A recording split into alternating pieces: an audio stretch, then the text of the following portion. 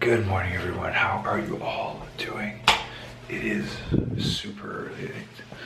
It's 6:45. I went to bed like 5 hours and a half ago. It's been a long week. Today I have some meetings in Vancouver because I'm going to be working on a new project down there. So I decided I'm gonna cycle, so pull out the road bike. Now that I can bike in traffic, I'm gonna use that opportunity. It's about 28 kilometers, so it's gonna be a decent ride there and back. But today for my triathlon training, I have 2 hours of low intensity bike. So I'm gonna just use that as my workout, 28 kilometers there, have my meeting, do my things, and then 28 kilometers back. Try and do a few little detours just to make it a grand total of 60 because I like flat numbers. We're starting off the morning with, of course, caffeine. I'm gonna have a lot more throughout the day today. And then just for breakfast, we're gonna do 2 bananas. And then once I get to Vancouver, get a little protein shake from my favorite smoothie bar down there. So yeah, let me just get ready. Another thing that I want to add is, because I'm not sleeping a lot and I'm doing a lot right now, I don't want to get sick. So a little trick that I use is organic elderberry crystals. This shit's amazing. So what it does is actively attacks the bad cells in your body. So I have the servings of 4 heaping tablespoons, and then look at that beautiful dark purple color. The darker the better when it comes to dark leafy greens and fruits. There's just a lot more vitamins and folate and everything in them. So I'm gonna drink this before I head out because it's freezing cold outside. I know it's Vancouver and it's beautiful all the time and it's sunny, but it's so cold. Alright, so I just thought I'd stop and film. It's probably the only scenic spot on my road. This is Burnaby Highway. You have the glaciers and the mountain in the background. It's freezing cold. It's like 1 degree right now, so I have so many layers on. But yeah, reminds me of the good old days when I biked to San Francisco. People don't know how to drive and they're driving super close to you. Alright, I'm only 7K and I still got another like 20 to go, so I'll see you once I get there.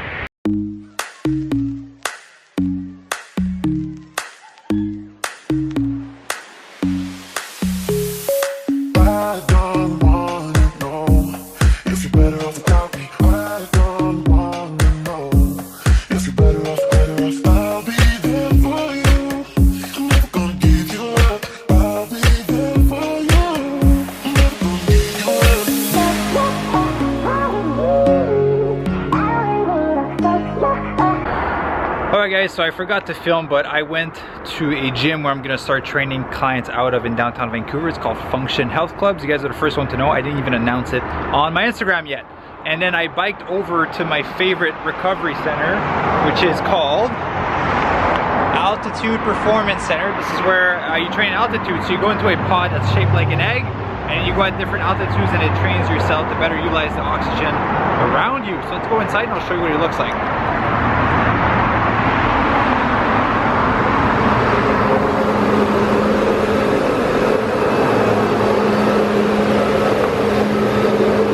So this is what the pods look like. So you basically sit in there on your phone for an hour. It's 20-minute sessions at a time, but I always come in for an hour every week. And then you just work your way up the chart. So obviously you start here, and right now I am at 18,000 feet. I've done 1 session up here. It was a little bit too much, so I went above Kilimanjaro. I might try it again today. So yeah, I'll start filming once I'm inside so you guys can hear the noise and kind of see how it feels.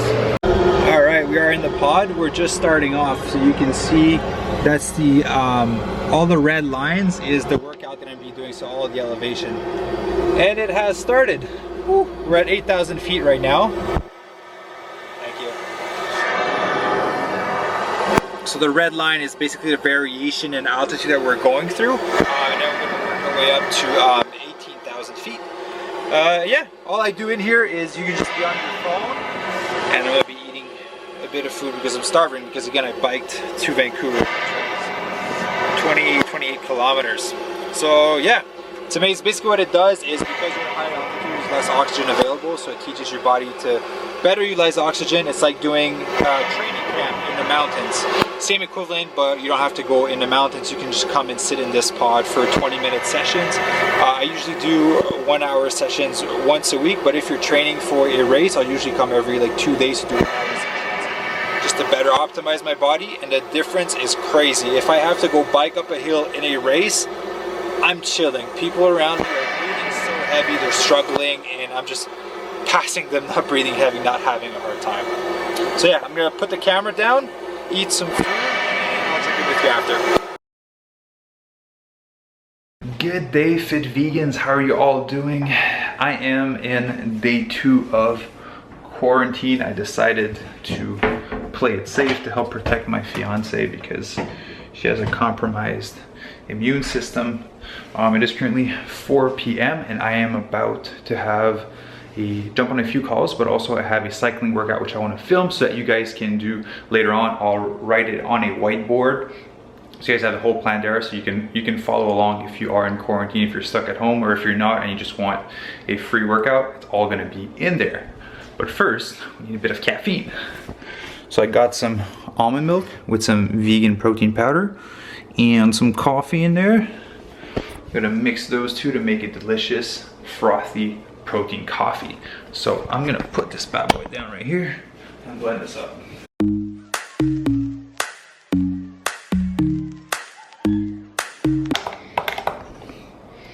And there you have it, delicious chocolate protein coffee, and I added some coconut sugar to it.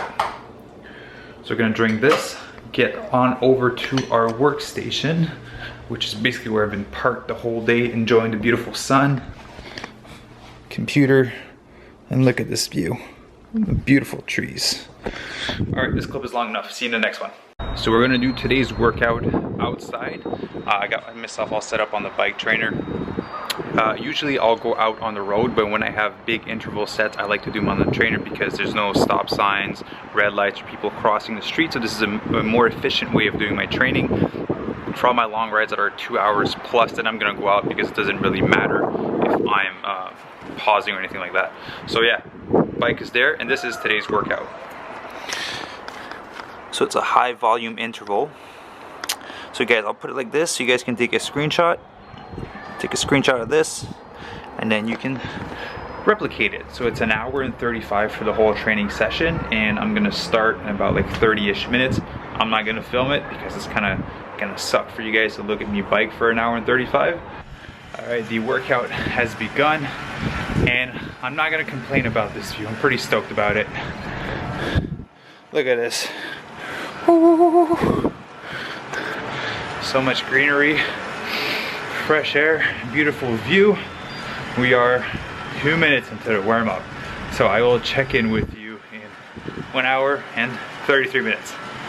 Oh, all right, session complete, 1 hour and 35. That's what it looks like. There you go, 42 kilometers, 1 hour and 35. I think it was like 1,200 calories or so. Focus on my weights. All right, now it's time to bring the bike back in, do some stretching because my quads are on fire, and then we're going to fuel up. So I'll show you guys what I'm going to be eating for my post-workout meal. And because obviously there's a coronavirus and all that, we want to make it nutrient dense to boost our immune system and help with recovery. All right, so as our post-workout meal, I'm gonna have a snack before I actually cook my meal. I really wanted some quinoa tonight, but you're supposed to soak quinoa for 24 hours before you cook it. So it's all soaked in there, just because it helps to take off the layer outside of the quinoa that's meant to protect the quinoa when it's in nature, but it actually hurts our gut. And if you soak it for 24 hours, it also helps with digestibility, so you get more out of it. So we're gonna start off with is some, I have the package. Some sprouted bread. We have some homemade hummus that Jen made.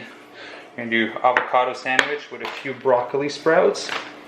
And talking about sprouts, I have an automatic sprouting machine which is running right now. Let me show you. So you can see it's spraying water and it's just growing all these broccoli sprouts. You can put any types of sprouts that you want in there, but I have to change the water. So it's gonna be number one thing. I have a like list of all the kitchen items that I use to cook and prepare my food, including that automatic sprouter is all gonna be linked in the bio or description of YouTube. It's been so long since I've made a YouTube video, but you know, a little section on the video, it's gonna be linked right there. So let's make these delicious avocado toast.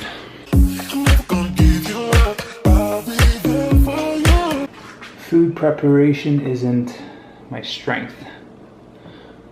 I like to eat food, I'm not the best at making it look good.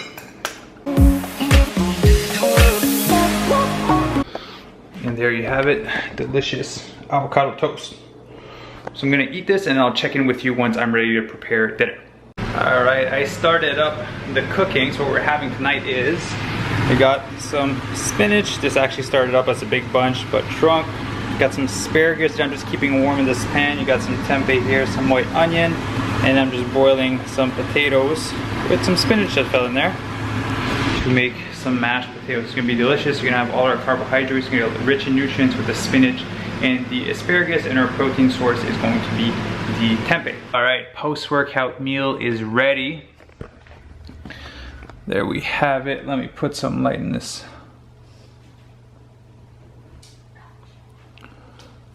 Got some asparagus, tempeh, mashed potatoes are ready, and then we're gonna watch The Office and recover from this hard training session. And that's gonna be it for today. I'll see you tomorrow. Good morning, everyone. Oh, well, only 0.5 seconds for you, but it was a long, good night of sleep for me. Starting off the day with a Skype call from a student from Germany that's doing her PhD on veganism, and she wanted to interview me and ask me some questions about veganisms and sports and activism and all that. So I try to help out and give back where I can to spread veganism as much as possible, because it's something that I truly believe in. So this is going to be a 1-hour interview, but I just thought I'd share that with you, because when you have a passion, you want to share it as much as you can within whatever context or opportunity you have to do so. So I will just try to film a little clip while we're doing it. I'm a big believer as well in that if you give the body the right tools, it can heal itself. The body is an amazing machine and it can do anything. And she was vegetarian. As soon as she went sick, she went vegan, and that made a massive difference in her health. And then just changing different things in our home to make it more optimal for her health. Yeah, so that's another motivation for me, is seeing what's on the other side of when you don't take care of yourself. It's not worth it. I mean, even if eating meat and eating bacon and whatever people say, like, even if they're like, but it's so good, but once you have cancer, like it doesn't matter that it was so good, because now you have to deal with that, and it's been 3 years. Like, that's tough to deal with. That's tough to reverse that in your body. So whatever you think is good and is worth it now, like, it isn't. You know, I'm not saying that if you eat vegan, you won't have cancer, because a lot of people that are vegan, raw vegan, that are the healthiest people that I know, some of them have been diagnosed with cancer. But it says that it helps to reduce the risk, and that percentage of chance that you won't have it, in my opinion, is worth it, because I'm seeing what's on the other side of it, and it's not worth it.